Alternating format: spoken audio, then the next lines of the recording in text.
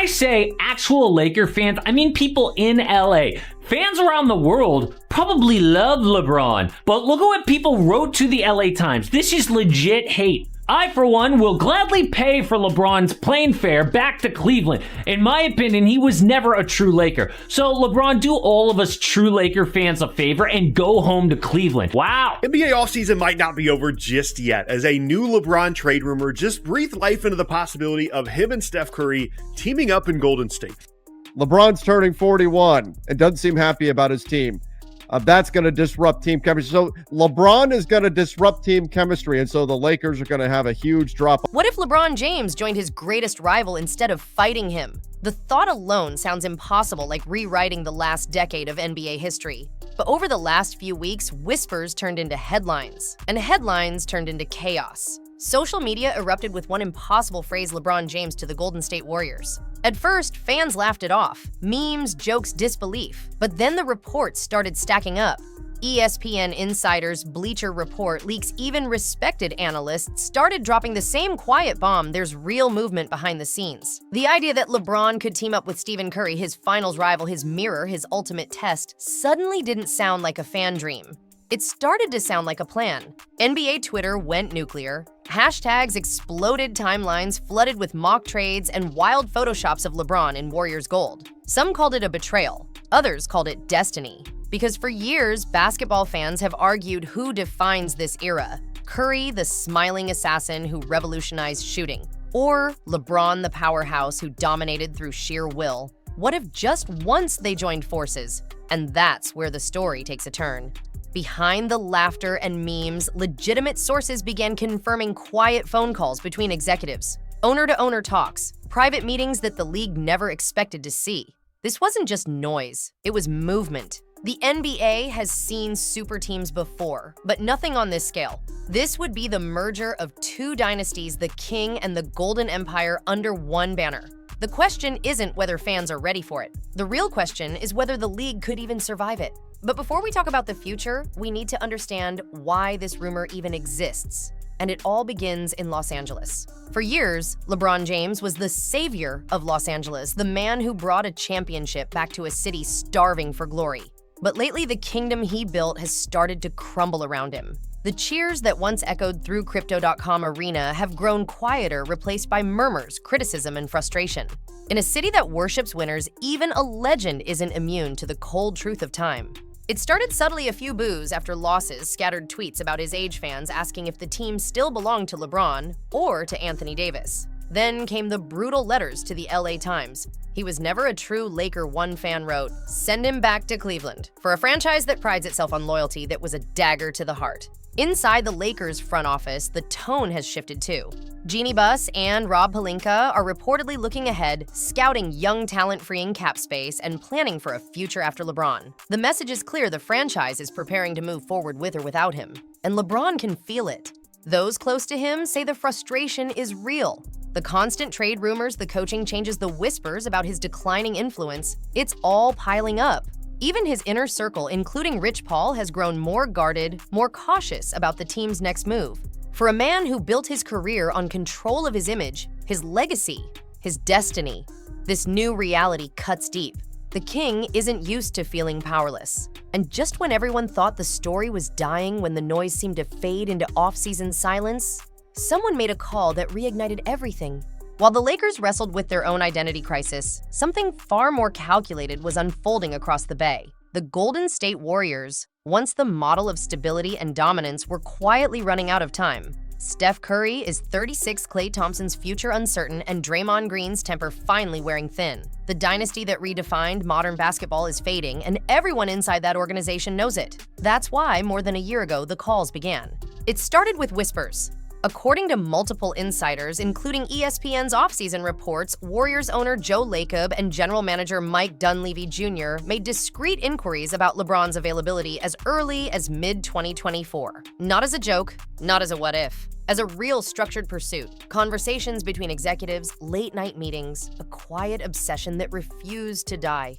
For Golden State, LeBron isn't just another superstar, he's the insurance policy for an aging empire. They've seen how the league has caught up Denver, Oklahoma City, Boston, all younger, faster, hungrier. But pair the greatest shooter of all time with the greatest all-around player in history, and suddenly, the window reopens. It's one last chance to rewrite the ending. Privately, the Warriors front office believes LeBron could extend Curry's career by years. A floor general who takes the pressure off a veteran who commands instant respect, and most importantly, a brand big enough to make Golden State the center of the basketball universe again. But there's one problem: the king doesn't come cheap. His contract, his leverage, his no-trade clause, they all make this move nearly impossible without a sacrifice. And inside the Warriors locker room, everyone already knows who that sacrifice would have to be. Because if you want a king, you'll have to pay the price, and the Warriors know exactly who that price is. For over a decade, Draymond Green has been the heartbeat of the Golden State Warriors, the voice that echoed louder than the crowd, the fire that kept the dynasty alive. He was never the flashiest, never the highest scorer, but he was the one who held everything together. The defense, the chemistry, the swagger all ran through Draymond. To Steph, he's more than a teammate. He's a brother. To the franchise, he's the soul of the empire. But in the ruthless world of basketball, business loyalty only lasts until the next championship window starts to close. And now the same organization that celebrated Draymond's passion might be ready to trade it for something bigger, something royal. According to insider chatter, the Warriors front office has quietly accepted a brutal truth. There's no room for both Draymond Green's massive contract and LeBron James's supermax deal. If the trade were to happen, Draymond would be the piece to go. Imagine that the man who bled blue and gold, who went to war beside Curry and Klay for every ring, suddenly treated as expendable. The irony is cruel. Draymond has long admired LeBron. They've trained together, shared Olympic gold, and built mutual respect out of rivalry.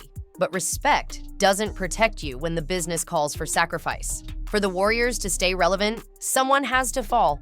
And Draymond, the fighter, the leader, the heart, might be the casualty. The thought alone is tearing fans apart. Would Curry really let it happen? Would management really trade the team's backbone for a chance at a last dance with LeBron? Because friendship might win you games, but business builds dynasties. But behind the loyalty lies something even more dangerous power. When it comes to control, no one in the NBA wields it quite like LeBron James. He's not just a player. He's a brand, a business, and a king who writes his own rules. And the most powerful weapon in his arsenal isn't his jump shot or his legacy, it's a single line in his contract, a full no-trade clause. That means the Lakers can't move him anywhere unless he says so. No calls, no negotiations, no deals unless LeBron gives the word. That clause flips the entire power dynamic of this drama. The Lakers might want to rebuild, but they can't truly start fresh until LeBron lets them. Every move, every rumor, every trade conversation has to orbit around his approval. It's the kind of leverage few athletes in history have ever held. Enter Rich Paul LeBron's longtime friend and agent, the gatekeeper of his empire. Insiders say he's been quietly steering the narrative, blocking potential trades and keeping the Lakers on edge. Every time another team calls, the message is the same: LeBron's focused on LA. But behind the scenes, whispers say Paul has been fielding those same calls, taking the temperature, waiting for the moment the king decides he's had enough. And that's what terrifies the Lakers front office. They're walking a tightrope, stuck between building for the future and keeping one of the most powerful figures in sports history satisfied. One wrong move, one perceived slight, and LeBron could detonate the entire situation with a single press conference or a cryptic tweet. He's built a career on choosing when and where to make history. This time he holds every card and he knows it. And that's when the media war began, louder, nastier, and personal. When LeBron sneezes, the entire sports world catches a cold. And lately, that cold has turned into a full-blown fever. The moment trade whispers started spreading, every sports network jumped on it, but none louder than Stephen A. Smith and Charles Barkley. Two of the biggest mouths in basketball, and now two of LeBron's harshest critics. Stephen A. took it nuclear on live television, questioning LeBron's leadership, his loyalty, and even his motives. He's not leading, he's managing his image. He shouted across the ESPN set, voice rising with every sentence. To millions watching, it wasn't just a debate, it was an indictment. Then came Charles Barkley, never one to hold back. He accused LeBron of bullying the Lakers organization, of blaming everyone but himself when things go south. It's always someone else's fault, Barkley said. Westbrook, the coach, the GM, it's never LeBron. Those words hit harder than any highlight reel. Coming from a Hall of Famer, they cut deep. Within hours, social media turned into a battlefield. Fans split into factions, the loyal defenders versus the fed-up skeptics. Some called Barkley bitter, others called Stephen A. brave. But one thing was clear, the conversation had shifted from basketball to legacy. Suddenly, every headline was about LeBron's ego. Every segment debated whether the king had finally lost his throne. And while analysts argued, the whispers behind the scenes only grew louder. LeBron stayed silent, but his silence spoke volumes, a calculated calm that made everyone wonder what he was planning. Because for all the noise on TV, the real decisions aren't made in front of cameras. They're made in back rooms over phone calls between billionaires and power brokers. But while the world argues, the real story's still unfolding behind closed doors. As the trade deadline creeps closer, tension stretches across the league like a live wire. Calls between team owners have gone from polite to urgent. The Warriors and Lakers have both gone radio silent, which in NBA language means something's happening. And while reporters scramble for scraps of information, insiders whisper about a 24-hour window when everything could explode. Golden State's desperation is palpable. Their dynasty is fading. Their stars are aging, and their young talent hasn't lived up to the hype. Steph Curry's still brilliant, but even brilliance needs backup. The front office knows this might be their last shot at a title before the window slams shut for good. And for them, LeBron isn't just a player, he's a lifeline. Across the hallway, the Lakers are taking the opposite approach. Their silence is strategic. Jeannie Buss and Rob Pelinka are quietly laying the groundwork for a rebuild, scouting draft picks, and clearing salary space for a new era. Their message, though unspoken, is clear: the franchise will survive without LeBron. It always has, it always will. Meanwhile, the king himself is showing cracks. On the court, the body language tells a story no stat sheet can. The eye rolls, the slumped shoulders, the subtle shake of the head when teammates miss rotations, it's all there. He's still producing, still commanding attention, but every missed opportunity feels heavier than the last. At 40, every game feels like one step closer to the edge. Everyone knows what's at stake. If the Lakers hold firm, LeBron's window might close forever. If the Warriors hesitate, their dynasty could fade into memory. And in the middle of it all stands one man who can flip the entire script. All it takes is one sentence from the king, and the league changes overnight. After months of whispers, headlines, and chaos, it all comes down to this. The king stands at a crossroads. One path leads to loyalty, the other to legacy. In Los Angeles, his throne is cracking. The front office is moving toward a youth-driven rebuild, fans are turning restless, and the respect that once surrounded him now feels conditional. Across the bay, the Warriors are waiting, desperate, bold, and willing to sacrifice their heart, Draymond Green, for one last shot at immortality.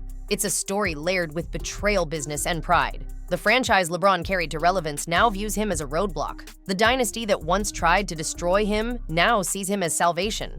And caught in the middle is the man himself, a 40-year-old legend with nothing left to prove, yet everything left to protect. The media has already taken sides. Stephen A. says he's lost his edge. Barkley says it's time to move on. The fans argue endlessly about legacy versus loyalty, power versus pride. But LeBron remains silent. Because for all the noise he knows, one truth: silence is the loudest weapon in sports. If he stays, he risks fading, quietly remembered for the decline, not the dominance. If he leaves, he risks everything: his image, his relationships, his story. But if he wins again, if he joins Curry and conquers the league one last time, the debate ends forever. Every dynasty ends. The only question is, will LeBron end his on his terms? Or someone else's? What do you think? Is this the final chapter of the King's reign or the beginning of his greatest comeback? Drop your thoughts in the comments, because when this story breaks, you'll want to say you saw it coming first.